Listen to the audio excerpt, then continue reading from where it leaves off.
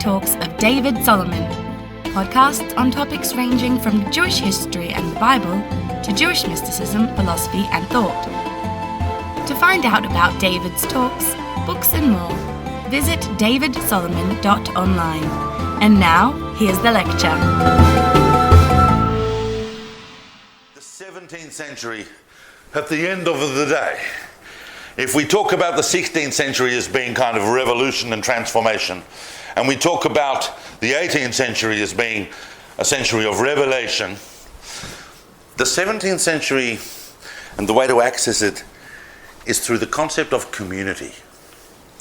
The 17th century is about communities. There are individuals we're going to look at, but if we understand that, then we can give ourselves a structure by which we can access what's going on in the 17th as we move from one side of reality to another. With all of these centuries of the modern era, the world is a fundamentally different place in 1700 than it was in 1600 over the course of the period we're going to look at. As you know, those of you who've studied ancient history and medieval history will know that yes, there are wars, there are movements, but the basic understanding of the world doesn't change very fast. Yeah? If you took a guy in a time machine from the Roman Empire and you brought him to, say, the Middle Ages and the Crusades, he might not be aware of all the political ideas going on, but the world is not going to be incomprehensible to him. If you took that same individual and brought him to our age, it would completely bake his noodle. He would have no idea what he's even looking at. And what he'd be looking at is the internet. And the 17th century is a period where we do see that kind of major shift. And before we can talk about this concept of communities, and I know that that's going to sound boring to some of you because it's a bit of a yawn word, community, but you will understand why this is such a useful feature of the 17th century. In order to go into that, I need to go into some of the background issues. As you know, the first talk of any series, we have to background things historically. We cannot understand what's happening in Jewish history if we do not understand what's happening in the world. Yes? So we need to look at history. So some of this will be familiar to you. The 17th century, I don't need to draw a timeline. It starts in 1601, it goes to 1700. But I am, of course, going to draw the map. All right? Here's the map. And here's Spain, Portugal, here's Italy, here's Greece, here's Turkey, here's Egypt, here's North Africa, and here, mit the blue, is the land, that's the land, actually it's not very clear, that's the land of Israel, yeah? And of course, we do have, by the time we open this century, we of course, as well as, you know, Asia, all the way from to India and China, the world is now kind of connected on those axes through trade, through diplomacy. We also now have, of course, the New World, North and South America, that not to scale, but are sitting on the other side of the Atlantic. Now, our focus, certainly in this talk tonight, but for the most part, our focus, of course, will be on the Jewish world. And of course, the Jewish world itself is expanding because Jews are living wherever the known world is. But the concentration is really this area, Eurasia, Europe and the Near East.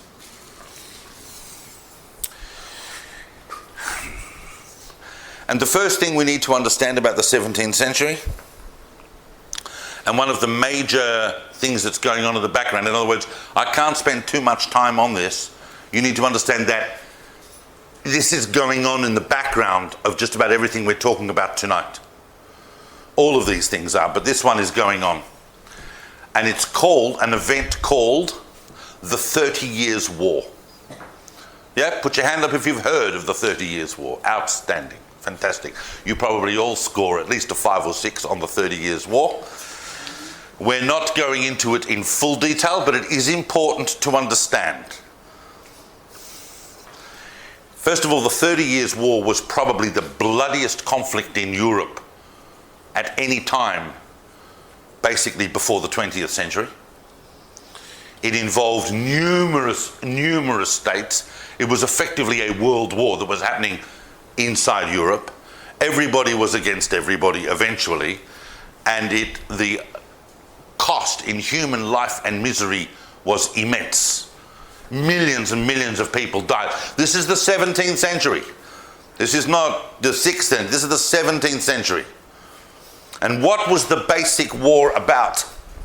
What was the basic war about? I mean, eventually, during the course of the 30 Years' War, it kind of transitioned from being about religion to being about politics. Yeah, especially, you know, once France comes in on the side of Sweden late in the war, that's already a political decision, not a religious one. But what was the war fundamentally about? About the Reformation. It was a reaction to the Reformation that had effectively happened 100 years before. So a century after Luther, we're already mired in a deep war. This is exactly equivalent to what happens in the Islamic world between Shia and Sunni. It was the Catholic world of Europe versus the Protestant world of Europe, particularly the Lutheran world. And by the time we get to the 17th century, entire states had adopted Lutheranism or Protestant Christianity as their official religion. The Holy Roman Empire, which is definitively Roman Catholic, is still going, and there are huge wars, and it bursts out into this political dimension as well. If we look, for example, here's France. Now here is what is going to become Germany, but it is in fact still a whole lot of principalities. And then over here we're going to have Bohemia and Hungary, and we're going to have the Polish-Lithuanian Empire, that's the kingdom that is still going, and here's Russia. Sweden is up here, they're also getting involved. So without going into too many details, what emerges from the 30-Year War is basically this. By the time you get to the Treaty of Westphalia, and the Treaty of Westphalia is in 1648. Very important year for the context of this series, like this course, I can tell you, for a number of different reasons. But 1648 is the Treaty of Westphalia, where basically everybody calmed down and sat down and divided up Europe, and they said, okay, these states are going to be Protestant, these states are going to be Catholic and Gaelic. Let's try and enter into the modern era as proper Christian gentlemen. The victors of the 30 years, no one was really a victor, but certain countries came out quite okay from the 30 Years' War with their economies and their military and their overall agendas intact. And so from the second half of the 17th century, from 1650 onwards, we're going to see more or less the rise of three important powers. They're going to take a very, very big part in the stage of the next couple of centuries. Those powers are, of course, well, France, yes, but France was going to be my second choice. The country that came out, in my opinion, with the best conditions, both from the Treaty of Westphalia and what they call the Union of Utrecht, was Holland. And Holland came out basically confident and protected in itself as a Protestant country. Spain was going to leave it alone now. It was given conditions and circumstances that were going to enable the Dutch to consolidate this big, powerful economic machine that they were grinding through trade right around the world, and their new invention, the stock market, and capitalization of all sorts of projects. We have the Dutch. France came out well. France came out well, and that then was a launch pad for the entire career over the course of the second half of the 17th century of Louis XIV. France remained Catholic, and it didn't undergo any kind of real reformation of its government. That wasn't going to happen for another century for France, and when it happened big time. Louis XIV was a completely autocratic ruler who centralized everything around him, but France emerged with probably the most powerful military in Europe, the biggest economy, and a definitive actor on the stage. So the next century or so, next century and a half, are really going to belong to France. And the third power that didn't necessarily get involved in the 30 Years' War, but emerges from it with the conditions and circumstances that is going to allow it to rise in the world stage, and that, of course, is England. And England was afforded that because of the exhaustion that had happened in Europe in the first half of the 17th century. Which is why in the second half, in the late 1600s, we start to see England take over far-flung colonies around the world that had been formerly owned by either the Dutch or the Portuguese or the Spanish. Now, by this time, remember that it was only at the end of the 15th century, in the 1490s, that Spain and Portugal carved up the world between them. A century later, they were already on the wane.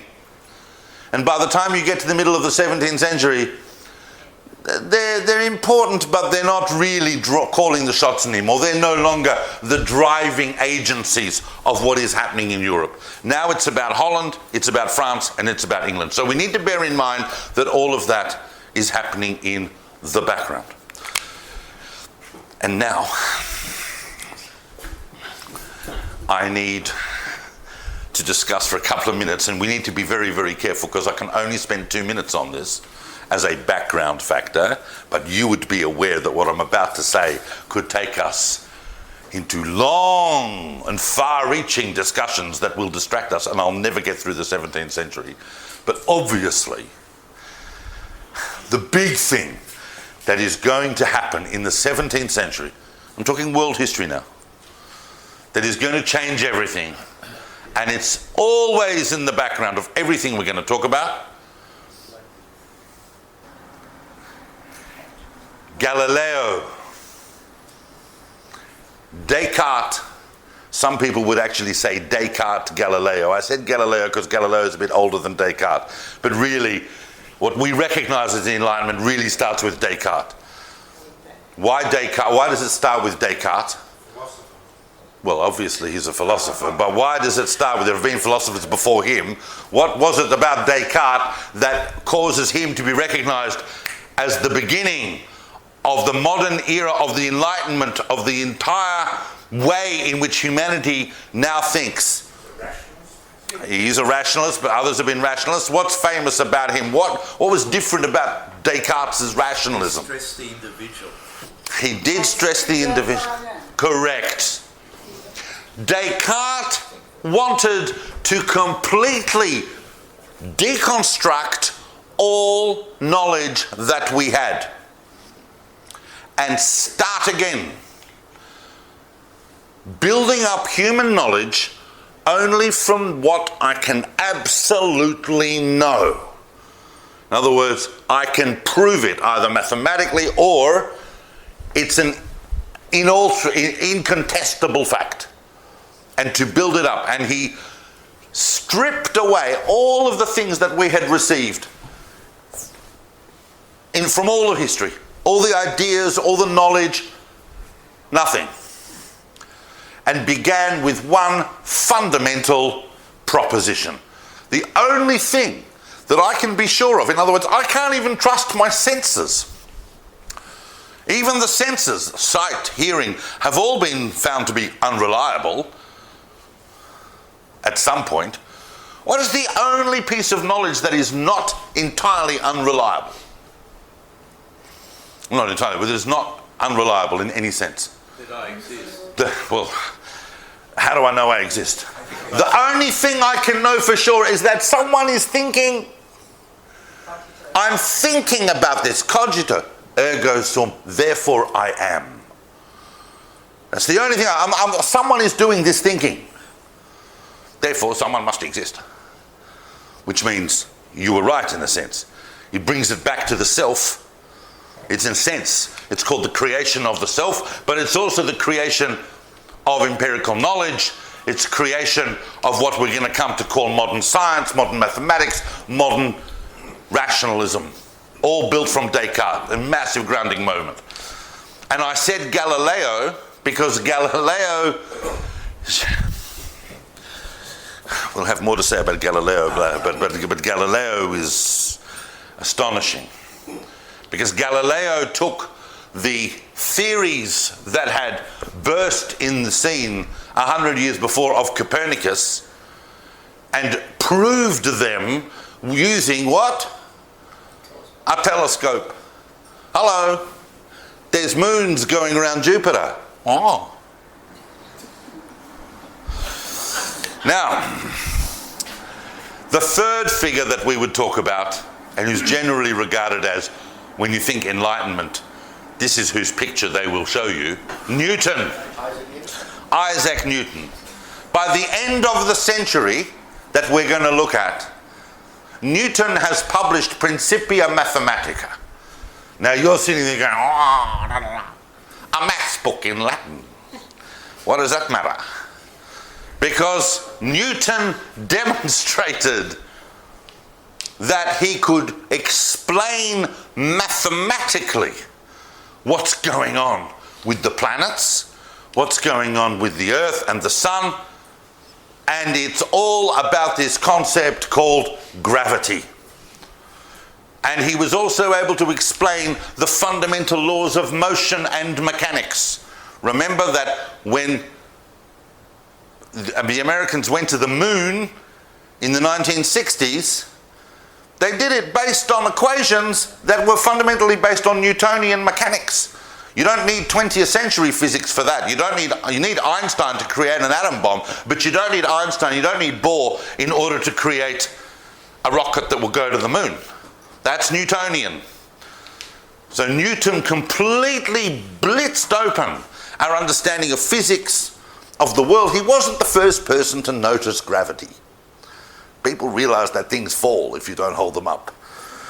But he explained it mathematically. And if we explain those things about the planets, then there's nothing that the human mind cannot understand. That is the key to the Enlightenment. That is the moment at which mathematics begins to overtake words. It's a big moment in human history. And of course, the fourth one that we would talk about would be Leibniz.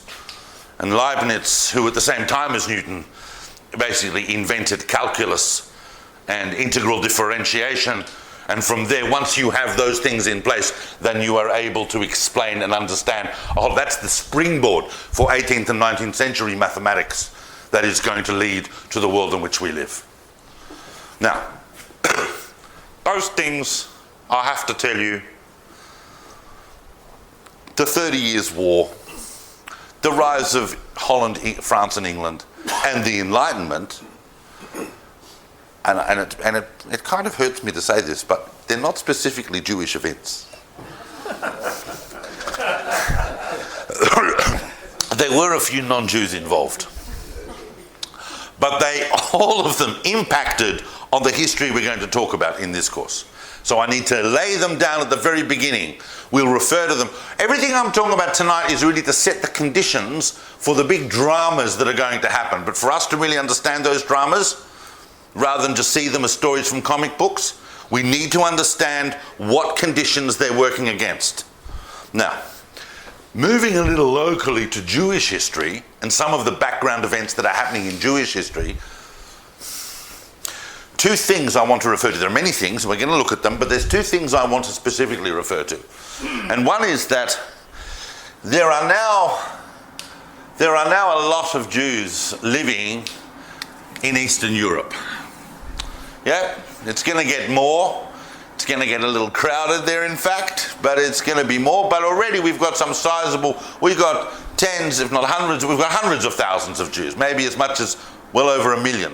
You know, historians are always trying to work these numbers out. No one has the exact figures. But there's already a lot of Jews living. There's no Jews living in Russia. that Russia was off limits. But there are Jews living in what is today the Ukraine, Belarus, Poland, Hungary, Bohemia, which is kind of where Czechoslovakia is, this whole area. Yep? Why is it called the Pale of Settlement? Um, Pale, what does that mean? Well, that's a different historical circumstance that has more to do with the 18th, 19th century, where the Russian government allowed Jews to live in certain corridors of settlement. And I believe the word pale is just like another, it's a fancy word. It means a border, yeah. It's like an area, a boarded off area. Yeah. Academics love to use words that no people understand. But everybody just calls it the Pale. But the Pale of Settlement is not the Pale of Settlement is not where we're at now. Here Jews are living all over, basically where we can find a space. There are still by the time we open this century, there are still parts of Europe that may as well be as strange to Jews as America, because they've never been there. Lithuania was important. Of course, when I was listing those countries, of course, Lithuania as well. In fact, Lithuania is extremely important. Now, this whole area, in terms of, particularly in Poland, was governed, Jewish communities were governed by their own autonomous institutions, in most cases, out of which arose what can only really be described as a Jewish parliament. It was one of the first, what we might call parliaments in Europe. And it arose out of the hundreds, if not thousands, of Jewish communities spread right across here. It started at the end of the 16th century, and it was called the Council of the Four Lands. Greater Poland, Little Poland, Volhynia, Ruthenia, areas that we don't call them by that today, but it covers that area. And every community and every major organization would send delegates to the Council of the Four Lands, and they would sit twice a year at the big fairs, commercial fairs that were had in Europe, and they would decide things on behalf of all of the Jews of this of Europe, basically. Sometimes even making decisions on things that didn't even necessarily have to do with their particular remit. Communities over here would ask the Council of the Four Lands to intervene in their issues, to make decisions for them. The Council of the Four Lands became the most respected judicial body in the Jewish world. Sometimes even Sephardic communities in Turkey and Egypt were asking questions of the Council of the Four Lands, because the rabbis that sat on that council were only the greatest rabbis in Europe. The Council of the Four Lands made interesting decisions that affected Jewish life in different ways. One of the things, because the 16th century has changed and thrown up so much that we are now in almost new economic conditions, and Jews are living and working in places that they haven't been able to before. We're not yet at emancipation, we're not at full liberation, but in some areas Jews are enabled to get into positions within civic society and within the commerce of the day that require new sets of conditions. One of the things is that, as you know, Jews cannot lend each other at interest. Yep, you're familiar with that concept. It's called ribit. So, one of the important fixes for that is a concept called heter iska. Anyone familiar with heter iska? Okay, well, it's a big topic in rabbinics, but it basically means that you and the person you're lending money to enter into a type of joint venture from which the investor takes a certain amount of capital and so on. So it's a different way of constructing a business so that it's not, strictly speaking, a loan. This kind of facility was the sorts of things that the Council of the Four Lands had to develop and implement, but predominantly they were a democratic parliament. The records that we have of the Council of the Four Lands and a number of their decisions not only show the things they discussed and they decided upon, but also even showed the votes and the numbers. And this went right up into the middle of the 18th century. So during the 17th century, the Council of the Four Lands is in the background of what we're going to talk about. And there's a few events in this century where you will be sitting there going, well, what did the Council of the Four Lands say about that? And then there's one other thing I want to talk about as a background issue before I launch into what I'm going to talk about tonight. And that is, and if you would remember this from the 16th century, you would know that towards the end of the 16th century, there was a thought revolution that happened in the land of Israel, that emerged from Sfat, a Kabbalistic revolution, the teachings of Isaac Luria. Now, Isaac Luria passed away in 1572, and he had a profound effect on anyone he taught. But him passing away in 1572, not having written anything down, meant that we have to explain how it is that by the middle of the 17th century, Lurianic ideas are washing over this entire area. How does that happen? And that happens because of primarily two students of Luria. There were more, but primarily two, who were very different. One was a rabbi called Israel Tsuruga. You don't need to write these down. I mean, you can write down, but I do have, hopefully, notes. I have notes, and hopefully there'll be a reflection of what I'm talking about. Israel Tsuruga. Now, Israel Tsuruga claimed that he was in Tzfat and studied from the Ari. We're not entirely sure about that. But he did definitely have access to a lot of the early Lurianic material, and he went to Italy. And in Italy, he started talking to other Kabbalists. He started telling them about the Lurianic ideas, the idea of Tzimtzum, the contraction of God, the idea of the smashing of the vessels that cannot contain the light of God, the idea of rebuilding, the idea of Tikkun Olam, the very, very complex readings of the Zohar and the Sfirot, and the way in which the human person is a microcosm of divine energy that participates with God in the recreation of the world, and that everything can be mystically explained by understanding the various combinations of the Sfirot. These are very, very complex and big ideas, and he starts talking to people in Italy about this, and people go, oh, that's really interesting, and then they start talking to others, and it eventually, not long after that, finds its way into Germany. And a little bit after that, by the 18th century, it's found its way into Eastern Europe. And already by the middle of the 17th century, some of the Lurianic Kabbalistic texts based on the teachings of Tsuruga are beginning to be printed. Now, I know some of you are sitting there going, oh, I can't really see why that's significant, but you will. I will be coming back to that point. People are starting to print Kabbalistic books, which are even a bit ooga booga, in the middle of the 17th century.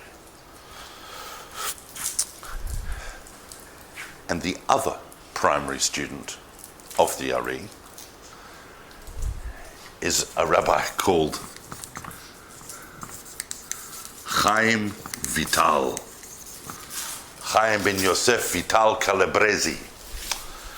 And he was born in Tzfat. And he met the Ari Luria when he was 30. And he was actually studying alchemy at the time. He met Luria in around 1570. And Luria taught him almost exclusively in the 2 years before Luria died, and downloaded to him this phenomenal vision of God, of the universe, of everything. Unlike Israel Tsuruga, Chaim Vital was extremely protective of those teachings. He went to Egypt a few years later, didn't last long in Egypt, and ended up in Damascus, where he lived basically for the next 50 years, writing copious notes about what he heard from Isaac Luria, and compiled them into hundreds and hundreds and hundreds of folios, manuscript folios of notes. And he wouldn't let anyone see them. And one day, he got sick. And they bribed his brother I'm not telling you mythical stories. This is exactly what happened. They bribed his brother to be able to access the locked box under his bed. He kept it under his bed. But, he's there, I'm sick. And they bribed his brother to let them in, open the box, and they took out the manuscripts, and they employed 100 scribes to write out as many copies of all of these thousands of pages of notes as they could, and then they put them back.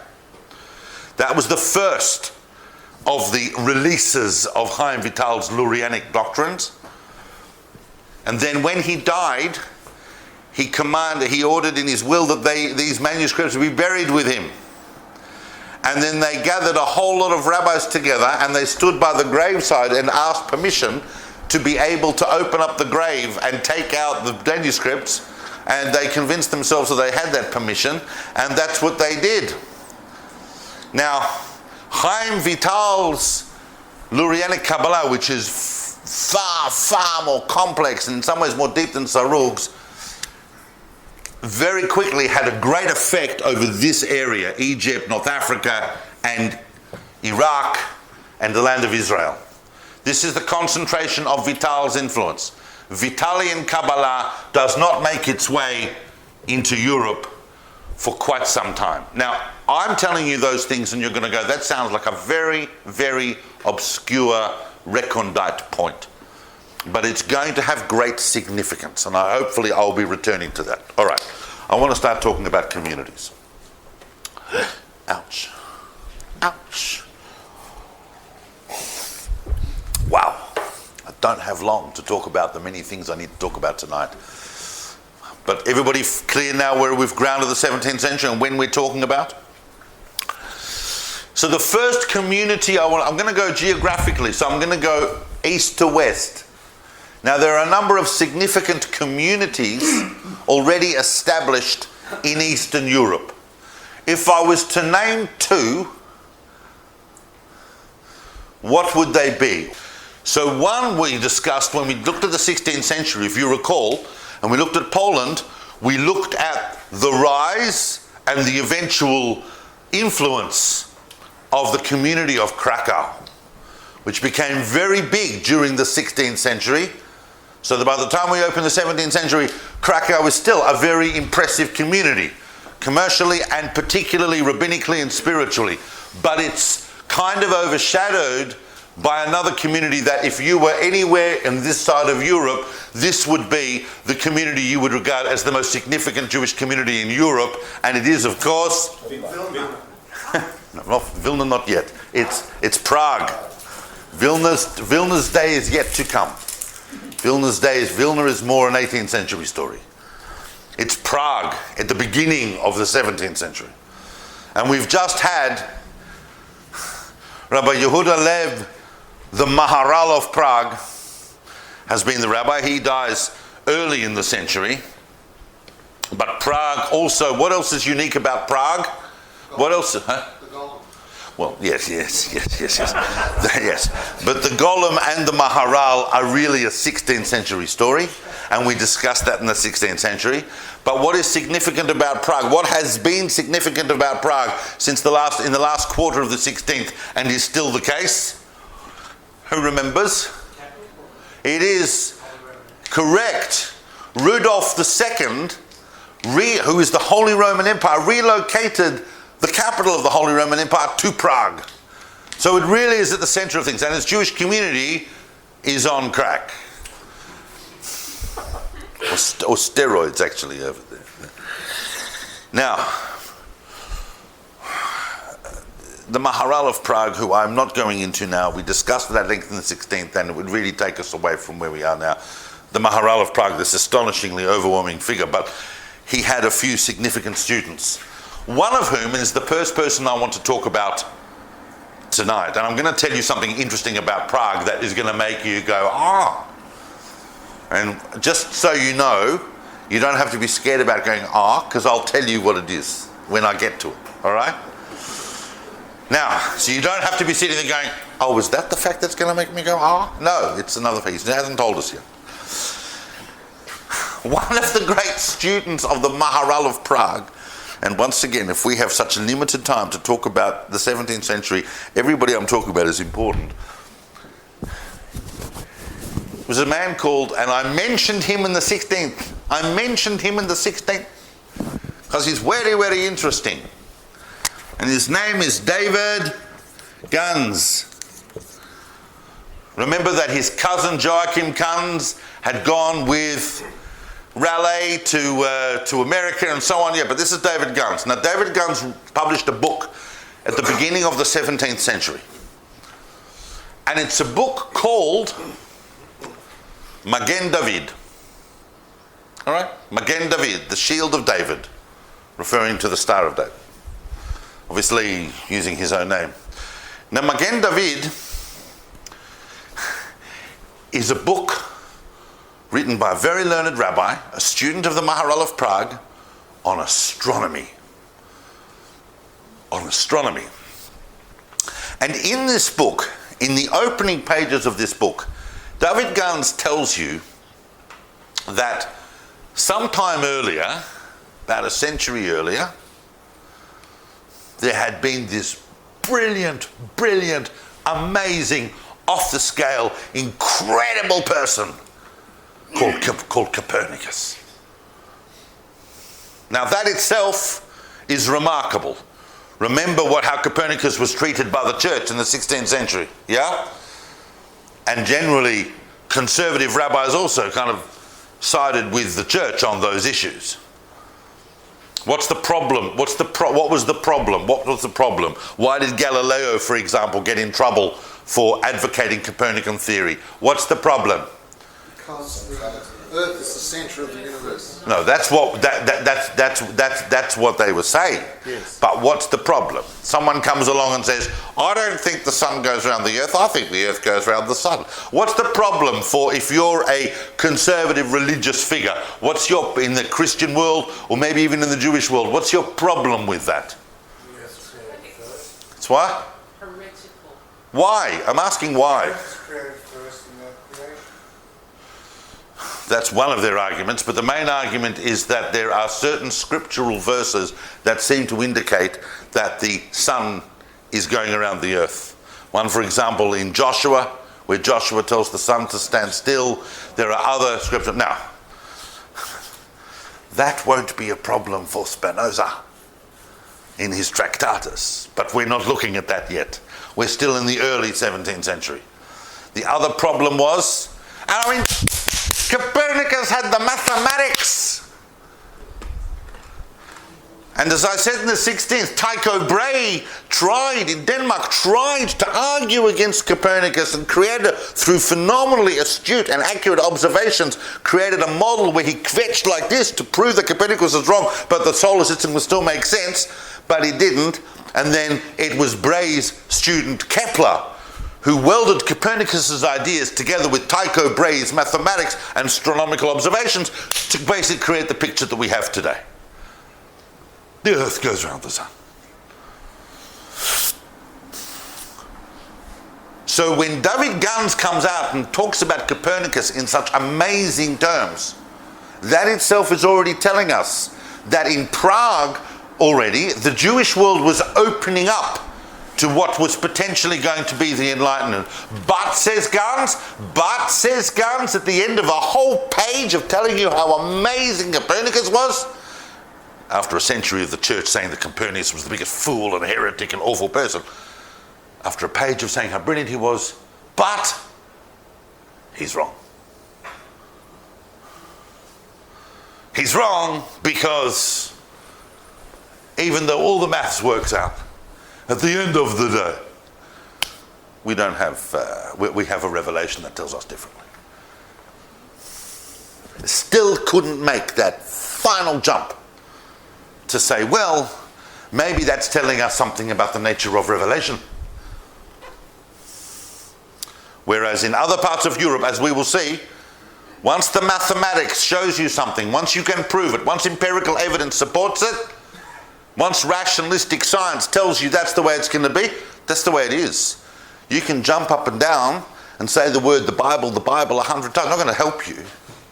It's not going to help the earth not to go around the sun. Now, what's amazing about David Gans is that he wrote this book called Magen David, and in fact, he's in Prague. And Prague, the community of Prague, had a symbol. And it's a symbol that looked like this. And they called it the Magen David. Prague, 17th century, is the first time that we are using this as a Jewish symbol. It appears on David Gans's grave, on his tombstone.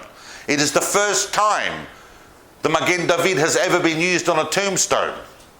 That's David Gans's burial site, which is still, you can still see it in Prague today. People think, oh, the Magen David's been a Jewish symbol forever. No, only since the 17th century and only since Prague. And it first appears on David Gans's tombstone.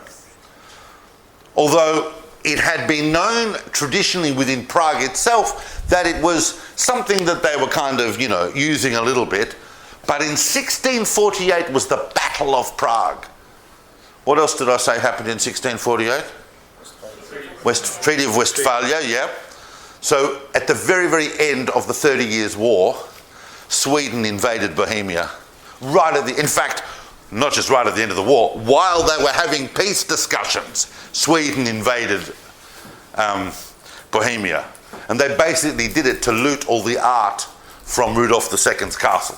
I kid you not. And that art got flogged all over Europe for the next few centuries. This is not a lesson on the history of the art of the modern era. I wish it was, but it's not. But that's a fascinating fact.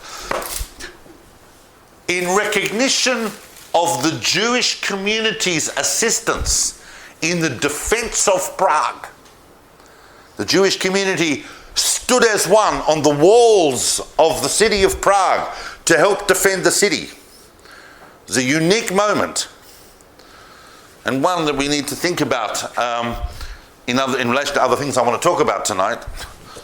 Gosh, and we'll be here till 11 at this rate. But in recognition of that, the emperor gave the community of Prague a flag. And on that flag is a Star of David, a yellow Star of David on a red background. It was a great symbol of Prague. I think they still even have it in the community of Prague. And that is the moment where really the Star of David, the Magen David, became the symbol for Jewish communities and for Jewish life. It's fascinating. That all emerged from Prague. All right. But I'm going to move on from Prague. I'm going to go, look, I was going to go to Italy, but just let me go quickly via Salonika. Remember I said that in the 16th century, Salonika was, you wanted to be in Salonika. Salonika, which had tens of thousands of Sephardic Jews come into it at the beginning of the 16th as a result of the expulsion, and throughout the 16th century, Salonika was the place. It had not only the greatest rabbis and spiritual leaders, it also had the greatest... Who remembers? It's only a couple of weeks ago, huh? The greatest doctors. They said anywhere in the world, the best doctors were the Jewish doctors in Saloniki were regarded as the greatest doctors in the world because they were taking the best medical advice and training that they could get in Europe, together with the best medical training and advice and wisdom that you could get from the East. But they were seriously looked. But by the time you get to the 17th century, the community of Salonika is in decline. There were just too many difficult economic factors. Obviously, one of the major industries there was the spinning of wool. Remember that Saloniki was in the Ottoman Empire, so the demand, literally it was one of those cases where they could not meet demand. And as a result of that, they collapsed. Even there were communal leaders that were even summoned to Istanbul to be executed because of the Jewish community because of economic circumstances, because they couldn't meet quotas. But Saloniki is seeing a decline. But I'm only using Saloniki on my way. But Saloniki is going to become important for us later in the course, because you know who turns up there. Then we're going to go to Italy. Now, Italy at the time, you remember that the 16th century, Italy, very impressive communities that were Ferrara and Modena, and these were, during the Renaissance, these communities were very impressive. Jews were contributing to the Renaissance. They were at the height of what was going on. Now, just two figures I want to look at, because the first figure is just too interesting not to. He comes from the Jewish community of Crete. Yep. And his name is Joseph Salomon del Mdico. Now, del Mdico, I'm mentioning del Mdico briefly because del Mdico is so fascinating. Had he lived a bit longer, he really would have taken part in the whole Enlightenment project. But he is a proto-Enlightenment figure who is also at the same time a classically trained rabbi and a spiritual leader. And he is a very learned rabbi. And he basically goes, as a young man, goes from Crete, and he makes his way to Italy, because Italy at the time, well, the Venetians at the time ruled over Crete. Crete at the time, which we think of today as a Greek island, sorry, I'm going the wrong way, is actually ruled from Venice. Yep. So he goes to Italy, and he goes to near Venice to the amazing community and town of Padua. Who's been to Padua? Very good. So you know what is at Padua? Coffee shop. There's a few coffee shops.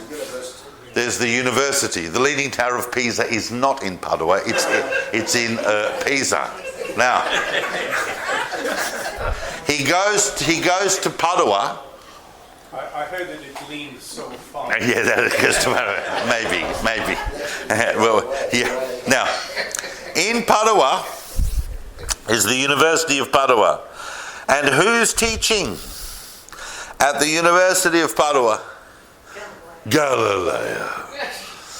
Now, del Mdico, who we know, listen, anyone who studies rabbinic literature knows the Yashar Mekandia. He's called the Yashar Mekandia, Yosef Shlomo del Mdico of Crete, or of Candia in Crete. People know him for his books. He wrote books on Kabbalah. He wrote books on a range of things. But they don't realize, in the wider context, who he actually was.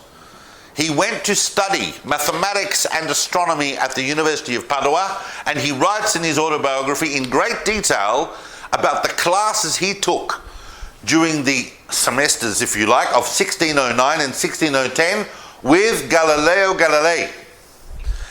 And he even writes there that he was given the special privilege in 1610 of being allowed to use Galileo's telescope.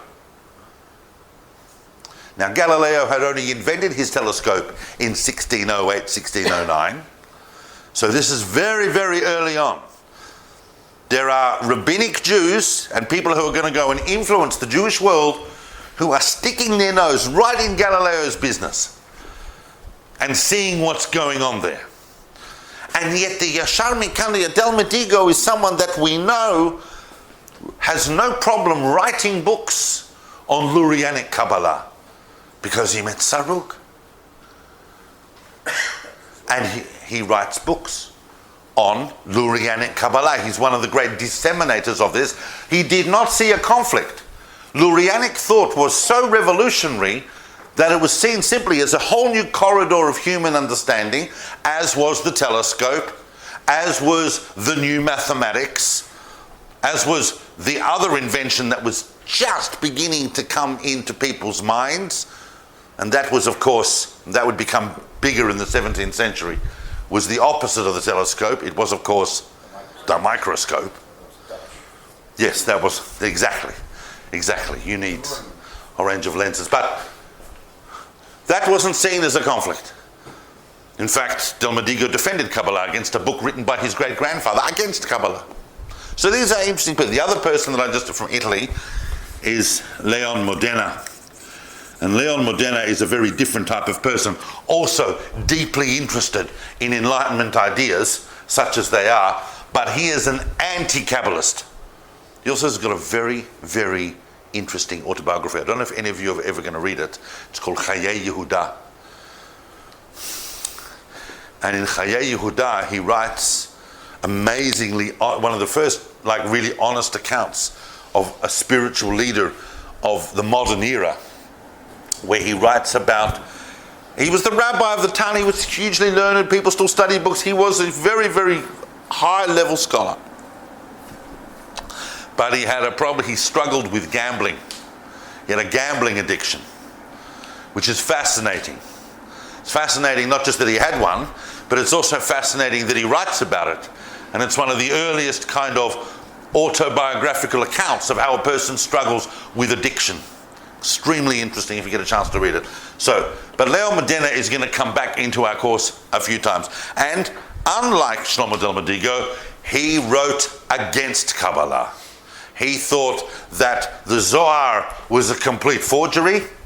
He thought that all of the Kabbalistic ideas were complete innovations. They were wrong. Now, here's the thing. So long as you didn't really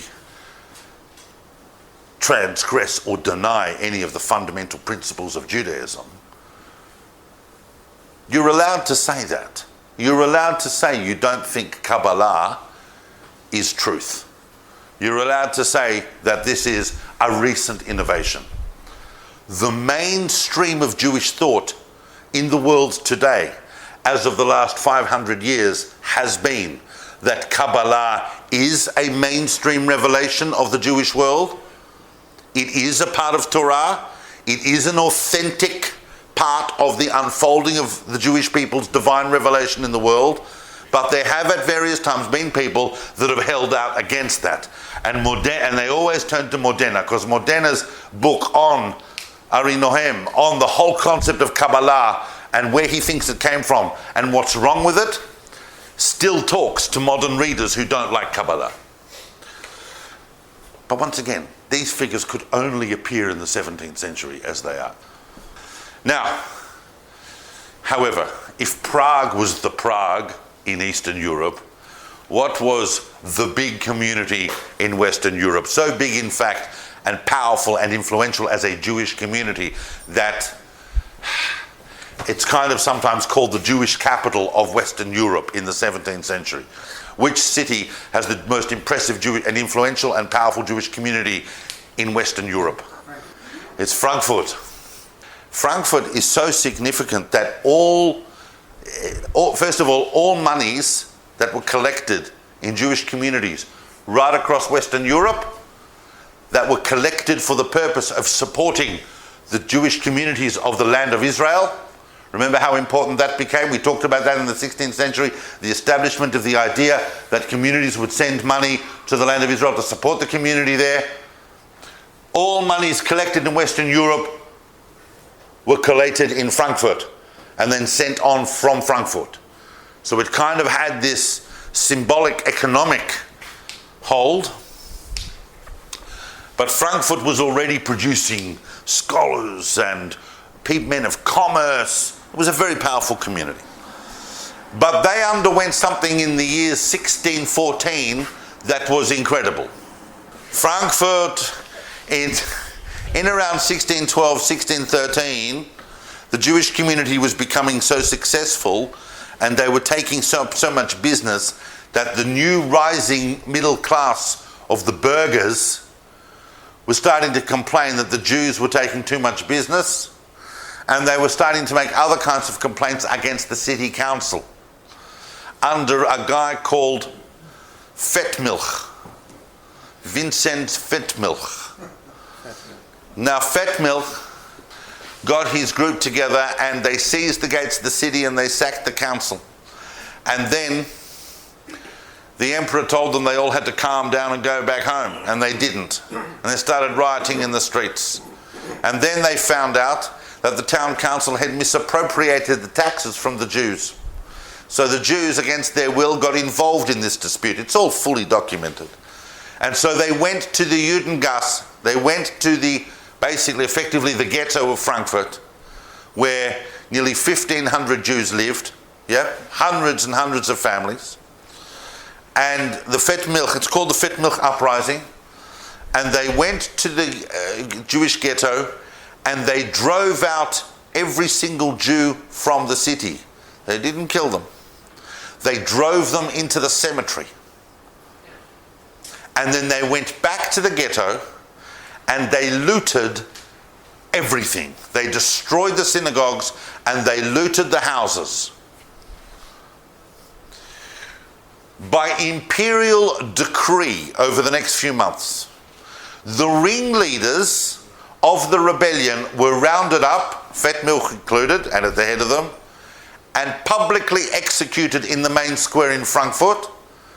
And the Jewish community who'd spent the last few months escaping, there some went to Hanau, some went to Hamburg, other places around Germany, all came back and in a great procession on the 20th of Adar marched back into the ghetto, where they did the first of what became known as the Purim of the Frankfurt ghetto. So they did come back and they did reconstruct the community and they reconstructed the synagogues. Following which, by imperial decree, there was a stone imperial eagle placed on the gates of the ghetto with a sign saying that the ghetto is under imperial protection. Astonishing. And Frankfurt's the only place in Europe that happened. That is why the Fet Milch Uprising was the last major anti-Semitic incident in Germany until the rise of the National Socialists. That's astonishing. That's that's well over 300 years. Unless anyone can name a massacre or pogrom that happened in Germany from 1614 to 1930 or until Kristallnacht, they can't, because it didn't happen. Phenomenal story that happened with the Frankfurt Ghetto. So these are ways in which the identities and characters of communities were established. When we talk, for example, at the end of the 18th, if we go forward 200 years, and we talk about the most famous son of the Frankfurt Ghetto 200 years later, who am I talking about at the end of the 18th century, the most famous person to come out of the... Rothschild. So you realize that Rothschild is not... He's coming from the Frankfurt Ghetto, a community with a massive history. If anyone goes to Frankfurt today and you go through the cemetery and you look at the gravestones, or you go and visit the Judengas, have a look at the museum, you're looking at an incredible community. Now, the next community I want to talk about quickly, oh my gosh, obviously, if we're going west, then I'm going to talk about Amsterdam. Now, as you know, the Jewish community of Amsterdam starts relatively late. Why? Spanish. Because it was under the control of Spain for much of the 16th century. Once the Dutch were able to throw off Spanish control, and by the way, just for those who are sitting here going, oh, I don't understand why that would be a problem. Why would that be a problem? Hallowsville. You're not allowed to be a Jew in Spain. And not only are you not allowed to be a Jew in Spain, you're not allowed to be a Jew in Spanish territory anywhere. And when I say those words, I mean what they say. You're not allowed to be a Jew. It's not like you can be a Jew, but we're going to kick your butt every day. You're not allowed to be Jewish. Under pain of death. If you're in Spain or its territories, you are assumed to be a Christian. You're still keeping the laws of Moses, you'll be brought before the Inquisition. And don't think that the Inquisition has died down. Even though we're 100 years now beyond Ferdinand's will. But eventually Holland becomes this nice Protestant Goyish country, and it throws off the Holy Roman Empire, it throws off Spain, it's Protestant. Jews start arriving to take the waters. Now, of course, the first Jews to establish the community in Spain are Portuguese Jews. Because Portuguese Jews have been, for the last century, basically, looking for anywhere where they can get to. and they get to Holland. So they establish the Portuguese community of Holland. But over the course of the 17th century, what we're going to see is that everybody talks about, oh, the Portuguese community of Holland, the Portuguese. Remember, these are people that did not come straight to Holland from Portugal after the expulsion of 1497. These are people, or 1496 for Portugal. These are Jews that we're talking 100 years later. They're descendants who are also Moranos, but who are now free to express themselves. And Portuguese Jews who've been living itinerantly in other places start coming to Holland, where they are offered not only religious freedom, but also commercial freedom to a large extent as well. Not complete equality, but commercial freedom. So they set up the community of the Sephardic community of Amsterdam, but we see over the course of the 17th century that that community is going to become exceeded by the Ashkenazic communities. By the time you get to the end of the 17th century, the Jewish community of Amsterdam is predominantly Ashkenazic. But let me remind you of something that I have said before in these talks. Please let me remind you. And let me set the record straight.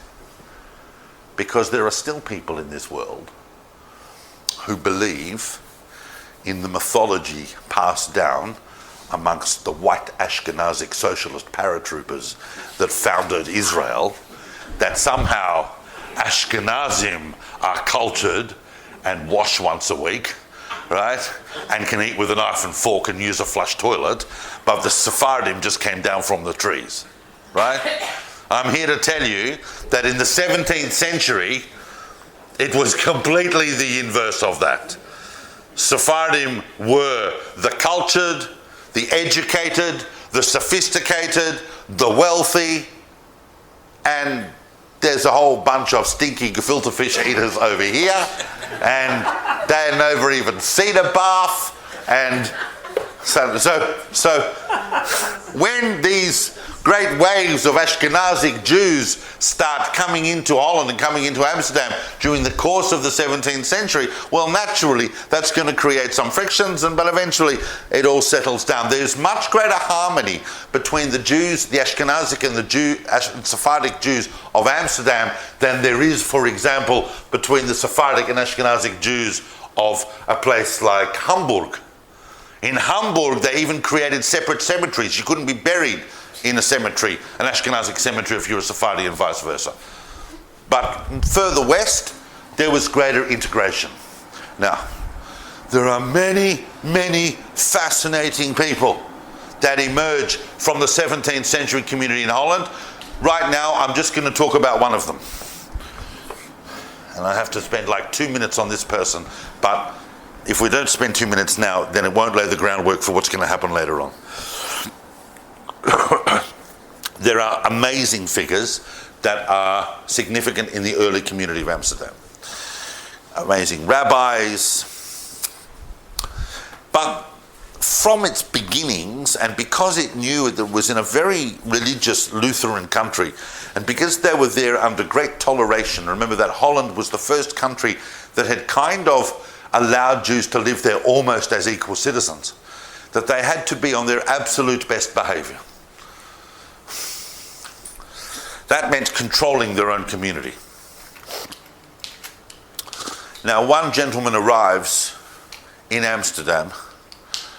He's born in Portugal, and he eventually, but to a family of conversos that are still keeping Judaism, and managed to get out of Portugal. Actually, they took a whole lot of money with them, and people in Portugal were not happy about that, but they eventually got out, and they went to, part of the family went to Hamburg, part of the family went to Amsterdam, classic places where Portuguese Jews, once they got out of Portugal, would go. Anywhere that there wasn't an Inquisition. So if you're in Germany or Holland, which were Lutheran countries, or if you're in a Lutheran part of Germany, that was going to be okay. This person's name is Uriel da Costa. Now, make no mistake, I could have spent the entire talk tonight just on Uriel da Costa. Seriously.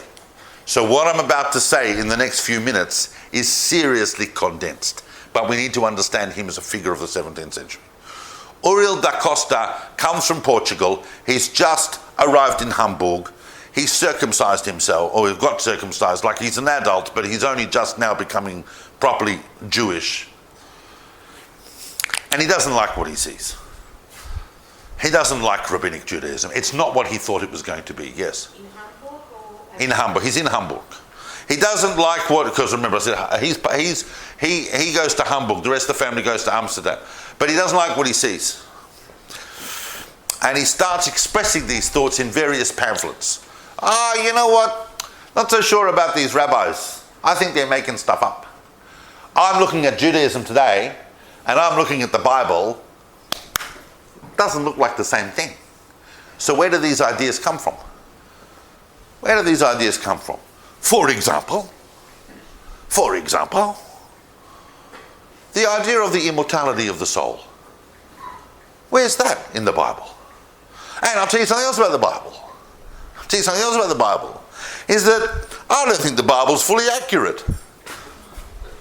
Whoa. 17th century, dude. Calm down.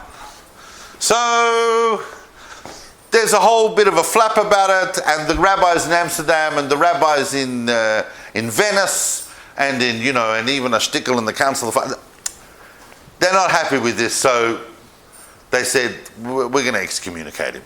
This guy's trouble. They excommunicate him. No, doesn't seem to affect him. He still carries on business using various pseudonyms and so on, and besides which, if you're in Hamburg and they excommunicate you in Amsterdam, I mean, Amsterdam had the printing presses and so on, but anyway, eventually he makes his way to Amsterdam because he wants to live in Amsterdam.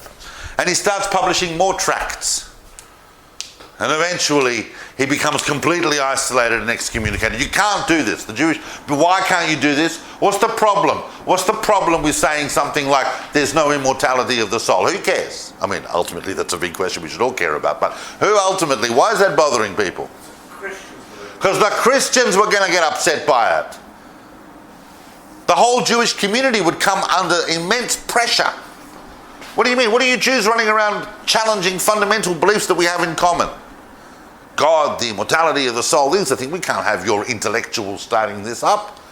Like, it's bad enough they read the Bible. You want them to read it like that?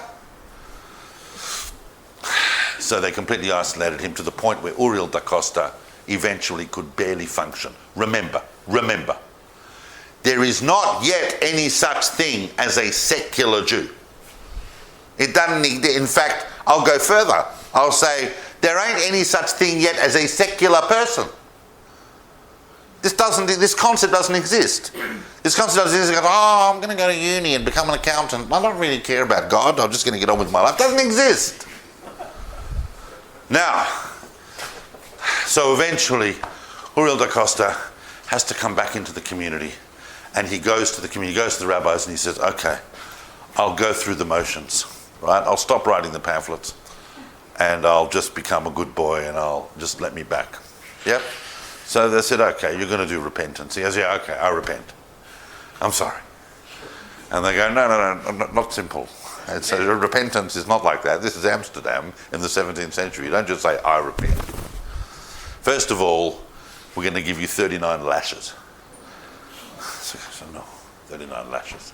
See what that does. So they lashed him 39 times in public. Then they said to him, and he goes, now, can I come back now? They go, yeah, just one more little thing you got to do. Next Shabbat, you have to lie on the floor at the entrance of the synagogue, and everybody coming into the synagogue is going to walk over you. After that, you'll be accepted. No, well, we laugh about it, but he did that, and the experience was so humiliating that within a month he killed himself. He did not survive that experience. Now, Uriel da Costa has become like a signpost for all kind of intellectual rebelliousness in the Jewish world. And it's very difficult without Uriel da Costa to understand the background against which Spinoza, who we're going to look at a little later in the course, is working. Also in Amsterdam, a very short time after that. Just to give you an idea that the Amsterdam community is starting to become very impressive, but they are still very, very much mired in the 16th century, in the 17th century, and I'm just going to spend a couple of minutes now, quickly, because I want to lay ground things so we can come back to them. And so when I come back to them later in the course, you're going to be able to say, oh yes, that refers to that. We're not going to London. Why are we not going to London yet? Got no Jewish community in London yet, right? Not until the second half of the century. But we can go to the Americas. Now I've got to tell you very quickly that Brazil was Portuguese. And that meant what? Huh? No Jews, Inquisition. Mexico was Spanish. What does that mean? No Jews, Inquisition. Now, if you think the Inquisition is a thing that was going on at the end of the 1400s and the beginning of the 1500s, how about the fact that a communal leader of a subversive underground community of practicing Jewish conversos, of Moranos, in Mexico City, a guy by the name of Thomas Trevino Sobramonte, is burnt at the stake in 1649. I mean, people are going, oh, you know, the Salem witch hunts, they're still burning people in America in the 17th century. What about these Jews? Remember the big cry that Donna Grazia gave because they were burning Jews in Ancona in the 1550s? And we're going, they're burning Jews in the 1550s? In the 1640s, they're burning Jews in Mexico City. And I said this when we discussed the 16th. The Inquisition is off the scale for anti-Semitic persecution and madness. However, North America is a bit of a different story, because what we now understand as New York didn't start as New York, did it? It started as New Amsterdam, because it was owned by the Dutch. And so the first Jews, I mean, some of you will know a little bit about early Jewish American history, and we can't go into that in detail, even though it's fascinating. But if we were just talking about New York, and that is interesting, is the fact that, of course, Jacob Bar Simpson and Asser Levi, these are famous names. These guys are turning up as Ashkenazim. People think, oh no, the first Jews in North America were Sephardim. Maybe the first official established communities were Sephardic communities, but in fact, the first Jews to arrive were Ashkenazim. And they turned up in 1654. And they were followed shortly after by a famous group of 23 Jews that came from Brazil, because they were in Recife in Dutch Brazil that then got handed back to the Portuguese. So suddenly the Inquisition was in town and they decided they would go to North America, and they rock up in New Amsterdam not long after Bar Simpson and Levi had turned up. So we have this very, very nascent community. But who's the governor? Stuyvesant. So Stuyvesant doesn't like Jews. Right? Big shock. And he tries to put restrictions on them.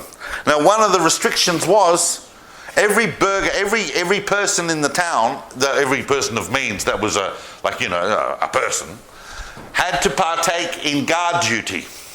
Yep. So Bar Simpson and Levi is famous. Bar Simpson and Levi said they wanted to stand guard duty, and they got told, no, you're Jews, you can't do the guard duty. And they go, why not? They go, because you're Jews. Now, if you didn't stand guard duty, it meant you had to pay a special tax. So they said, well, we're not going to pay the tax. We'd rather do we're volunteering to do the guard duty. We want to do the guard duty, but if you won't let us do that, you can't force the tax. And Stuyvesant said, I don't care. You're not doing guard duty and you're paying the tax. It's not my fault you're Jews. That's just what happens. That's literally what they were told.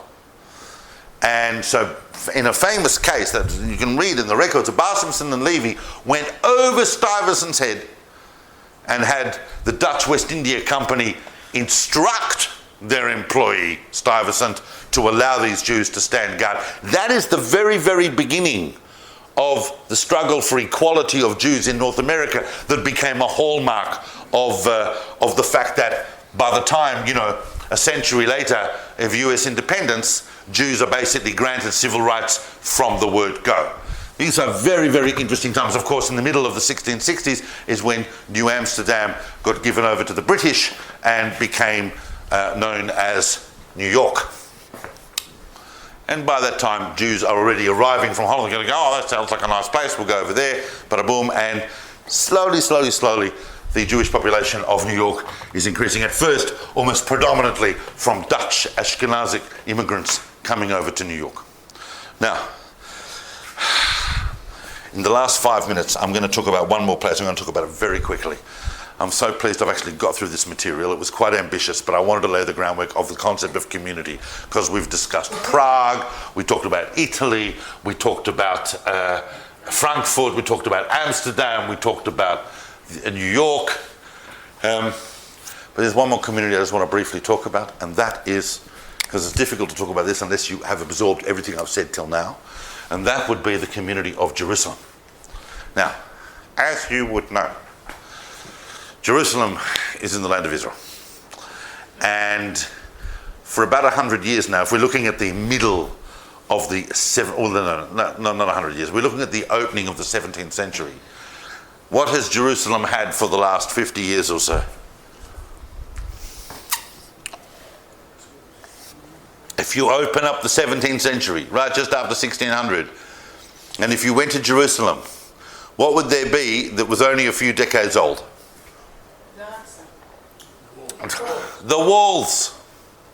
Not the wall, not the kotel. That's been there for a couple of thousand years, but the wall. The wall around Jerusalem.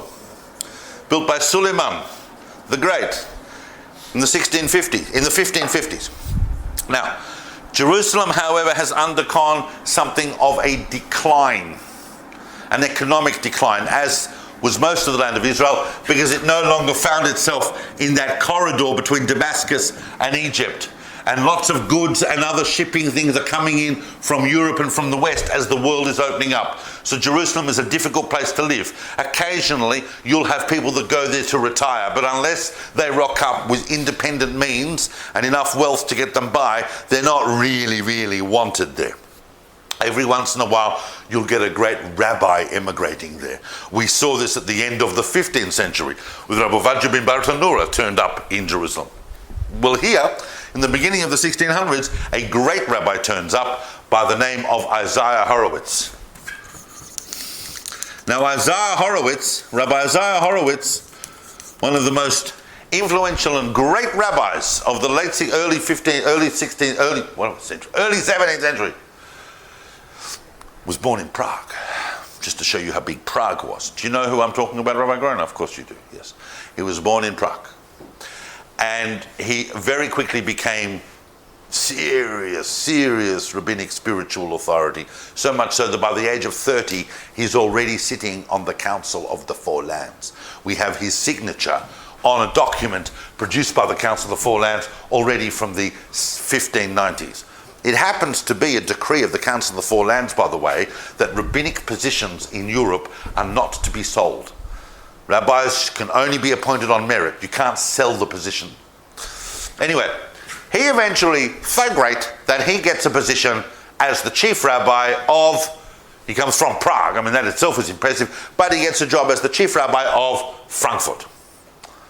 And he's the rabbi in Frankfurt until the Fat Milk Rebellion.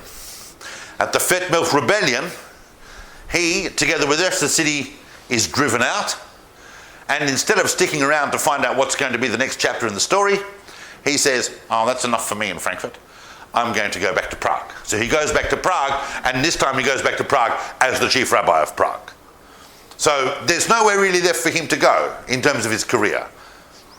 And eventually, he decides he's going to go and live in Jerusalem. He turns up in Jerusalem around 1621, and he's immediately, of course, the chief rabbi of Jerusalem. And then he's kidnapped by the Islamic rulers.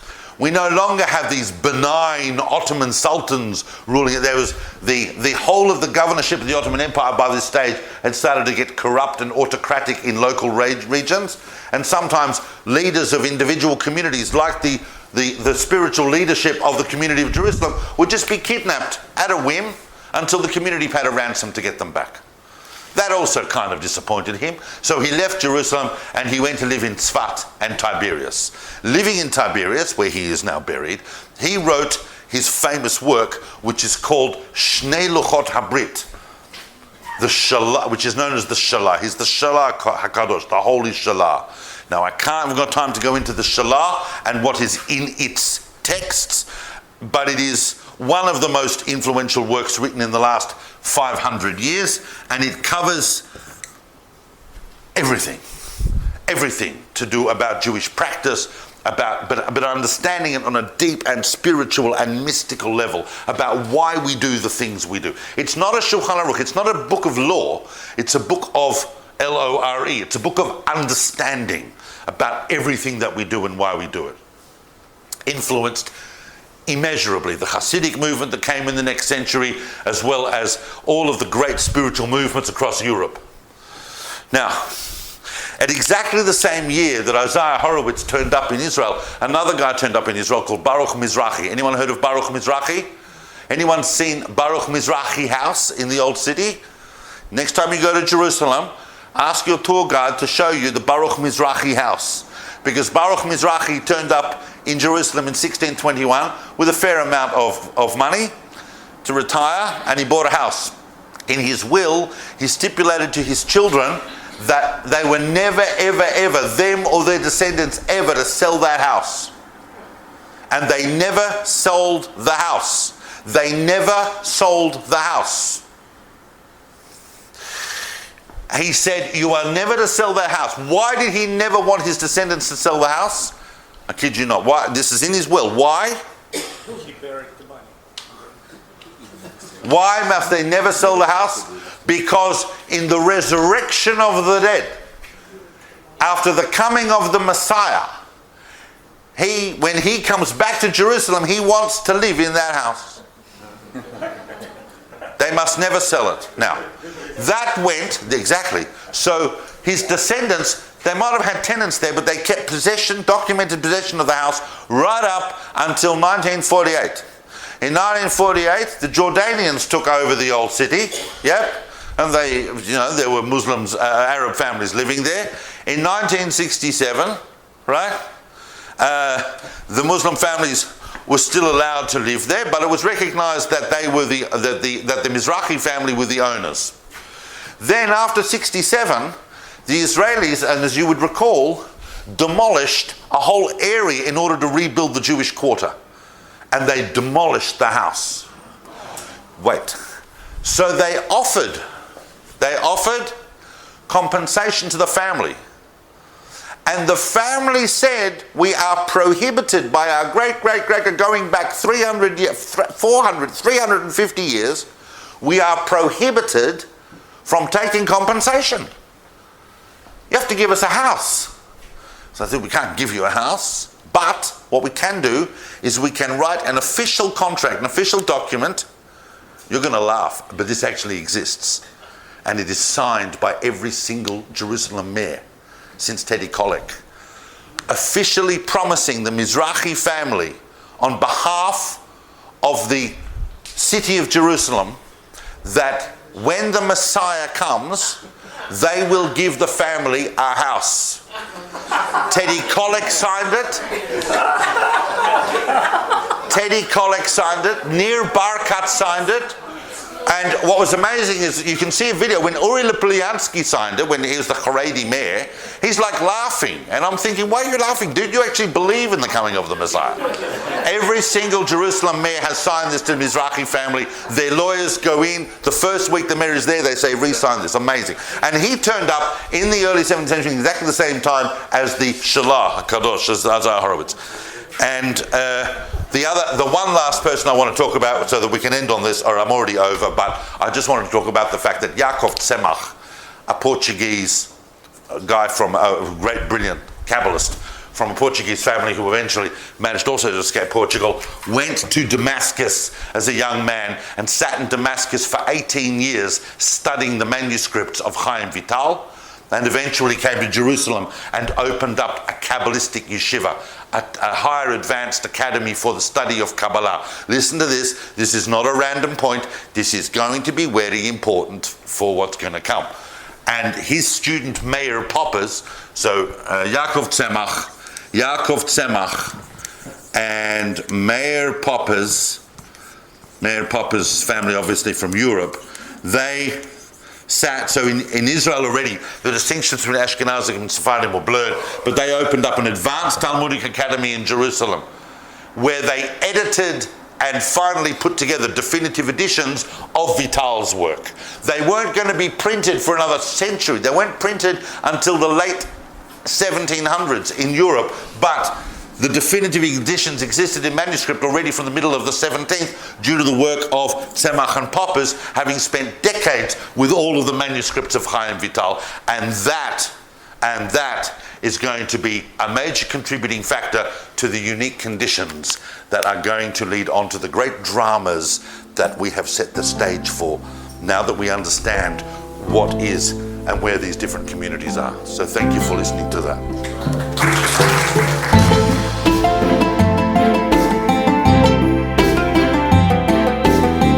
Thank you for listening. To find out more about David Solomon's books, recordings and classes, or to support his work and teachings for just a few dollars a month, visit davidsolomon.online.